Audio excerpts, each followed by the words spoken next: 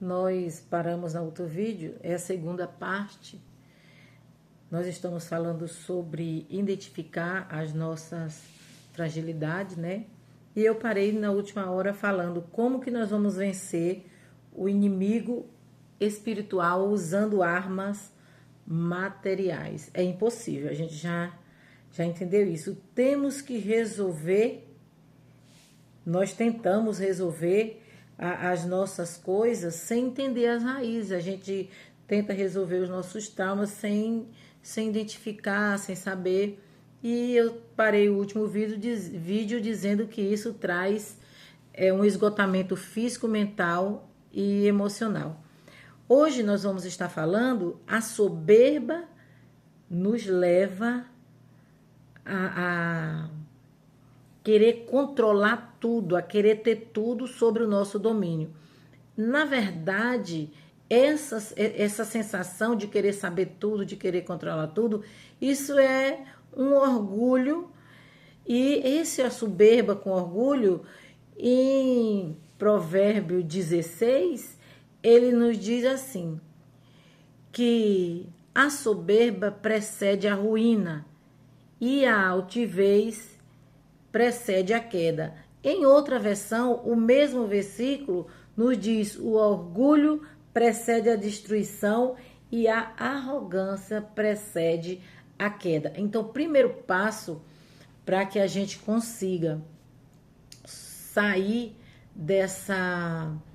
dessas batalhas espiritual, desses esgotamento físico, para que a gente consiga sair dessa batalha relacional, é parar de querer controlar. A gente não consegue controlar as coisas da nossa família, não consegue controlar os nossos problemas, porque até a palavra nos diz que nós não podemos fazer um fio de nosso cabelo ficar de uma cor diferente. Então, também a palavra de Deus nos diz que sem mim nada podeis fazer.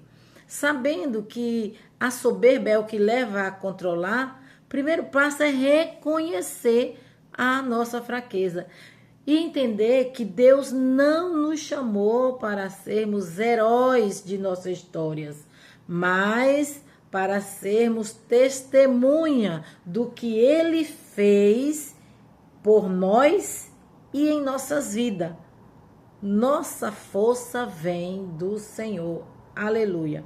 Nessa parte 2, a gente precisa entender que o Espírito Santo, ele é o divino guerreiro que está conosco. O Espírito Santo, ele é a pessoa que está do nosso lado para nos ajudar a administrar essa guerra.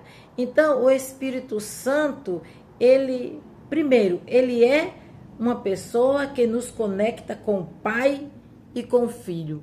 Por quê? A palavra do Senhor nos diz assim, que o Espírito é quem convence o homem da justiça, do pecado e do juízo. E também diz que nenhum homem confessa a Cristo se não for pelo Espírito Santo. Então, o Espírito, primeiro, ele é a pessoa que nos conecta com o Pai e com o Filho. Ele também é conhecido em Atos capítulo 1, versículo 8, como o Espírito de poder. Esse espírito de poder, ele te dá autoridade para resistir o inimigo. Em Romanos, capítulo 8, versículo 26 e 27, o Espírito, está escrito assim: o Espírito nos ajuda nas nossas fraquezas. Ele ajuda na fraqueza. Por quê? Pois não sabemos orar segundo a vontade de Deus. Aqui está o segredo de pedirmos que o Espírito nos revele a maneira correta de orar. Porque a Bíblia nos diz em Romanos capítulo 8, versículo 26, que não sabemos orar segundo a vontade de Deus, mas o Espírito Santo intercede por nós com gemido inexprimíveis. Todos nós conhecemos essa palavra, com gemido inexprimível. Mas o que significa isso? Esse gemido inexprimível significa gemido que não se podem ser expressas com palavras. Aquilo que você é tão profundo que você não consegue nem dizer. Esse Espírito Santo, ele vai conseguir fazer você entender, ele vai te dar uma palavra revelada, um sentimento, um choro novo, algo novo. A importância de pedir: Espírito de Deus, me leva a orar segundo a vontade do Pai, porque eu não conheço. Porque ele diz, sem ele nós nada podemos fazer. Então a gente precisa do Espírito para nos levar a conhecer a vontade do Pai. Primeiro, ele é a pessoa que nos conecta a Deus e ao Filho. Segundo, o Espírito, ele é o intercessor que nós acabamos de falar. E ele que clama a Deus por nós segundo a sua vontade. Pois quando estamos exaustos, não conseguimos entender a vontade de Deus para as nossas vidas. Então, ele luta por nós no reino da oração. Ele guerreia, ele nos ajuda. No terceiro, ele é o ajudador e o consolador. Em João capítulo 14, versículo 26, também nos diz que o advogado assistente está ao nosso lado para nos auxiliar. O Espírito nos diz, a palavra nos diz que ele é o nosso auxiliador. Aleluia, glória a Deus. Aí, ele também nos diz em Mateus capítulo 10 que quando forem presos, que foi o que estava acontecendo com os discípulos naquele momento, a orientação era: quando forem presos, não se preocupe que o que responderão, nem como dirão. Naquele momento, as palavras surgirão. Então, as palavras, ela vai vir automaticamente. Então, irmãos, às vezes a gente fala, eu não consigo orar meia hora, eu não consigo orar 20 minutos, eu não consigo orar 1 hora. Mas quando você começa a pedir ao Espírito Santo que te auxilie, que te ajude, aí, quando a gente pede a oração revelada, ele começa a te dar palavras que elas vão acontecendo. E no momento ali, as palavras, elas serão concedidas pelo céu, ela vai fluindo. Tem hora que a gente ora por coisa que a gente nunca imaginou de orar. Então, essa oração, ela é uma oração revelada. E não serão vocês que falarão, mas o Espírito do Pai por vocês. Então, nós precisamos aprender que no momento de dúvida, no momento de incerteza, no momento de tantas outras inseguranças, clamar para que o Espírito de Deus nos auxilie, nos ajude. Em momento de dúvida, ele nos traz clareza, direcionamento e põe palavra certa na nossa boca. Foi isso que a gente acabou de ler em Mateus capítulo 10, versículo 19. Outro versículo também que fala é no capítulo 16 de João, diz: quando vier o Espírito da verdade, não falará, não falará por si mesmo, mas lhes dirá o que ouviu. Então, Deus fala através do Espírito. Quando o Espírito vem, ele nos diz o que ouviu do Pai e o que nós vamos falar.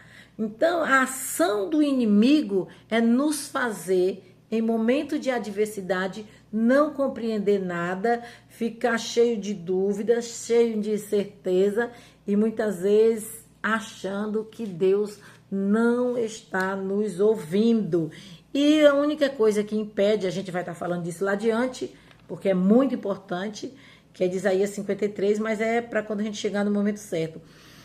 Com essa ação do inimigo de não nos deixar, ele vem através de mentira nos enganar.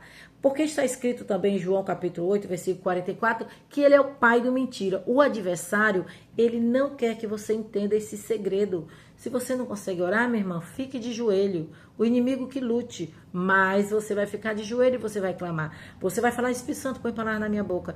Espírito Santo, me ajuda a clamar. Espírito Santo, me ensina. Espírito Santo, me renova. Espírito Santo, me orienta. E quando você menos esperar, você vai estar chorando. Você vai estar falando com Deus. Orações tão íntimas que você nunca imaginou que sairia da sua boca. A ação do inimigo é usar a mentira para desestabilizar os filhos da luz. Por quê? Porque ele é o pai da mentira. Mas quando o inimigo, que é o pai da mentira, vier, a gente precisa clamar quem? O Espírito Santo de Deus, que é o Espírito da verdade, conforme está escrito em João capítulo 15, versículo 26. Em João capítulo 15. Glória a Deus. Aleluia. Mas eu enviarei a vocês o encorajador, o Espírito da verdade. Ele virá do Pai e testemunhará ao meu respeito.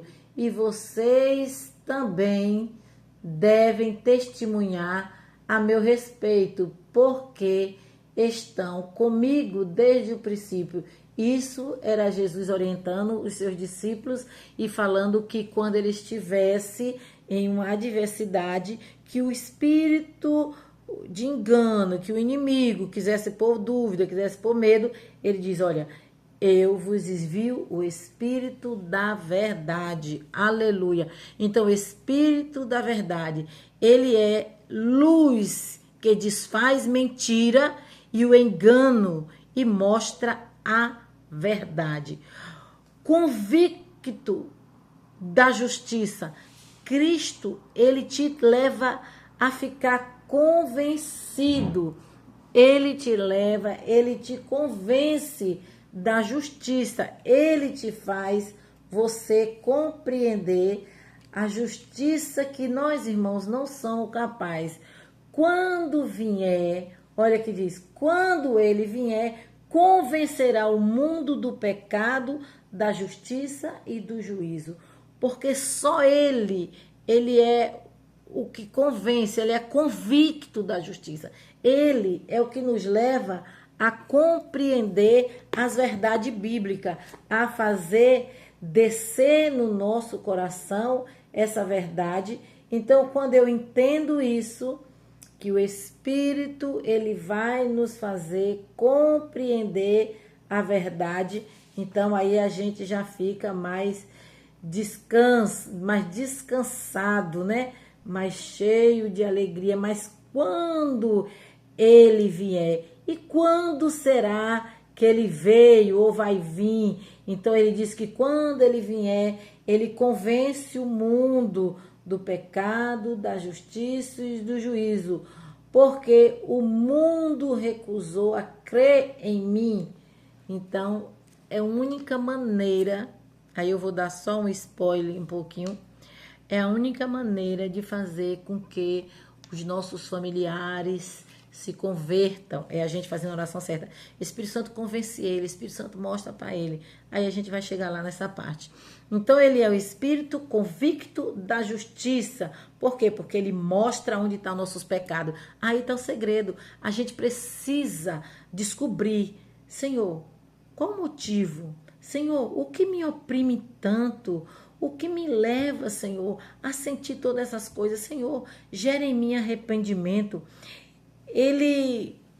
Quando a gente está passando por esse processo, o Espírito Santo luta contra o pecado em nós, porque aí você não consegue vencer, mas aí ele começa a ver que você está lutando, que você está querendo, aí o Espírito Santo intercede por nós com gemidos que são palavras que não consegue expressar, e aí ele luta com nós. Quando fazemos uma coisa que nos deixa triste, isso já é o Espírito Santo nos convencendo, falando para nós. Então, As guerras espirituais não podem ser vencidas por armas materiais. Aí depois a gente vai estar falando sobre isso.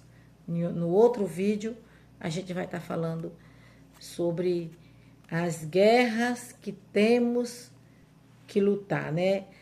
Guerras espirituais, temos que usar armas espirituais.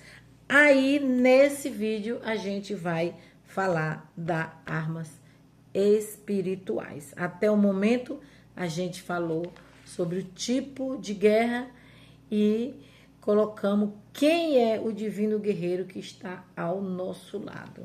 Amém? A paz e um beijo no coração de todos.